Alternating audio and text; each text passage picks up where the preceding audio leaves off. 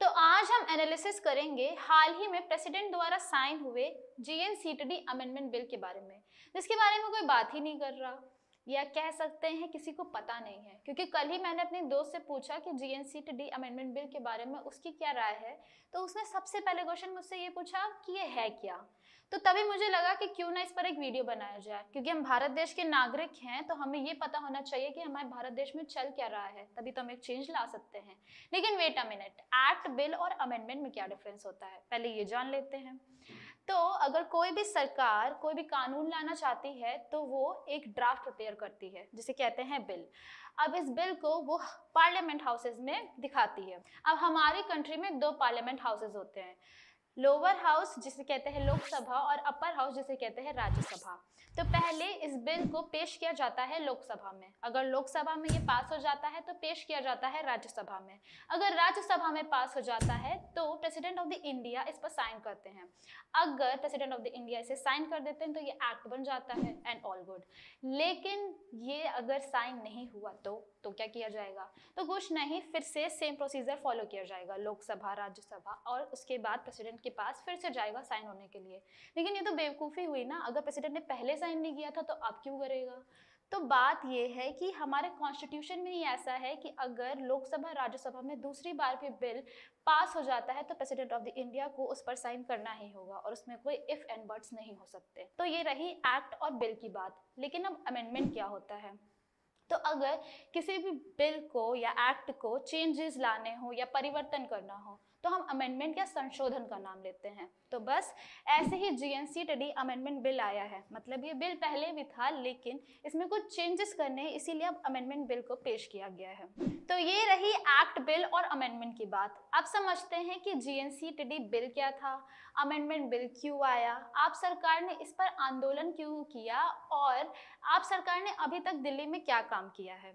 GNCTD, government of national capital territory of Delhi, ये bill आया था 1991 में। अब ये बिल क्यों आया था?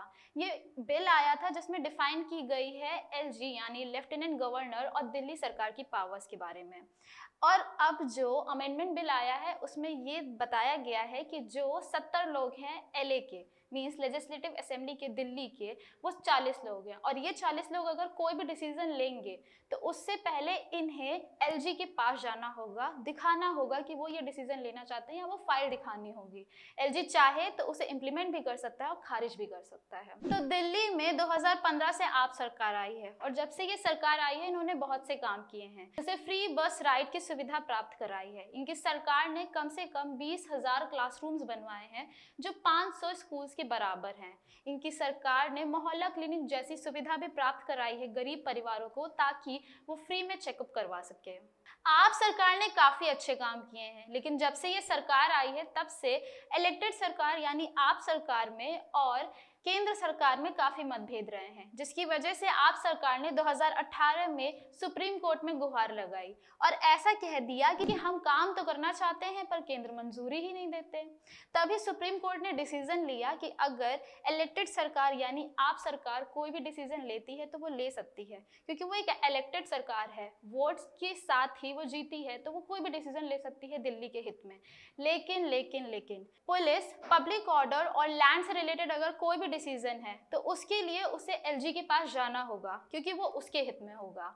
तो सीधे सीधे देखा जाए तो सुप्रीम कोर्ट यहाँ बैलेंस बनाना चाहती थी कि एलजी के पास भी पावर्स रहे, दिल्ली के पास भी पावर्स रहे। लेकिन सुप्रीम कोर्ट ने ये भी कहा था कि अगर कोई भी दिल्ली सरकार डिसीजन ले रही है इन 3 चीजों को छोड़ के, यानी पुलिस, पब्लिक ऑर्डर और लैंड को छोड़ के भी डिसीजंस ले रही है, तो भी उन्हें एलजी के पास जाना होगा। तो पूरा का पूरा अंधेरे में नहीं रखना है एलजी को, सुप्रीम कोर्ट ये कहना चाहती थी। लेकिन दिल्ली सरकार से यहीं पर गलती हो गई, वो चूक गई। यहाँ पे उन्होंने ऐसा किया कि बहुत से ऐसे डिसीजंस लिए हैं जिसको एलजी को अता पता ही नहीं था, इम्प्लीमेंट हो गए तब एलजी को पता चल रहा है कि हाँ ऐसे डिसीजंस लिए गए हैं दिल्ली में, और उसी के बाद से ये अमेंडमेंट बिल आ गया। और दिल्ली सरकार की ये एक गलती उन पर भारी पड़ गई। बीजेपी ने बिना टाइम वेस्ट किए अमेंडमेंट बिल रातों रात लोकसभा में पास कर दिया, जिसपे मनीष सिसोदिया जो कि डिप्टी चीफ मिनिस्टर हैं दिल्ली के, उन्होंने ये भी कहा था कि किसी को पता भी नहीं चला और लोकसभा में बिल पास भी कर दिया गया, ठीक उसी तरह जैसे रातों रात डिमोनेटाइजेशन आया था। दिल्ली सरकार अगर कोई भी डिसीजन लेती है तो एलजी उसे प्रेसिडेंट के पास भेज सकता है और वो इम्प्लीमेंट भी हो सकता है, फिर खारिज भी हो सकता है डिसीजन। लेकिन यहाँ ये हुआ कि एलजी को पता ही नहीं चला कि दिल्ली में इम्प्लीमेंट क्या हो रहा है, तो वो प्रेसिडेंट को दिखाएगा क्या, और बस ये अमेंडमेंट बिल इसी वजह से आ गया।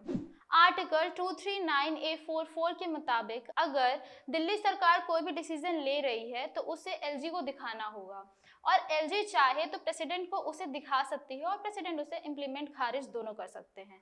लेकिन यहाँ ये हुआ कि एलजी को बताया ही नहीं गया कि इम्प्लीमेंट क्या होना है, तो वो कैसे प्रेसिडेंट को दिखाएगा कि ये चीज़ उसे सही नहीं लगी।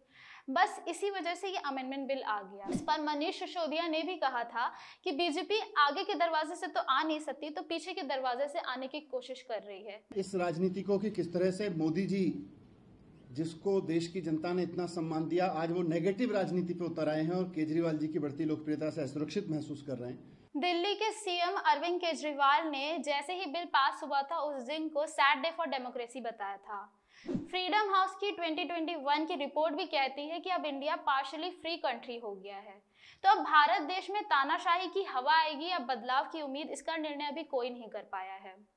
अब अगर पूरा मुद्दा देखें तो यही सवाल आता है कि दिल्ली सरकार से क्या पूरी तरह से पावर छीन लेना यही दर्शाता है कि अब दिल्ली के लोगों की वोट्स की कोई मान्यता नहीं है, या फिर ये दिखाता है कि एलजी के आने से दिल्ली अब निखरने वाली है। सही क्या है गलत क्या है इसका निर्णय तो हम नहीं कर सकते, पर हर सिक्के के दो पहलू होते हैं और दोनों पता हो तो सही गलत की पहचान करना बहुत ईजी हो जाता है। मैं विजयंका यादव, आप देख रहे हैं डी मैग्नम न्यूज।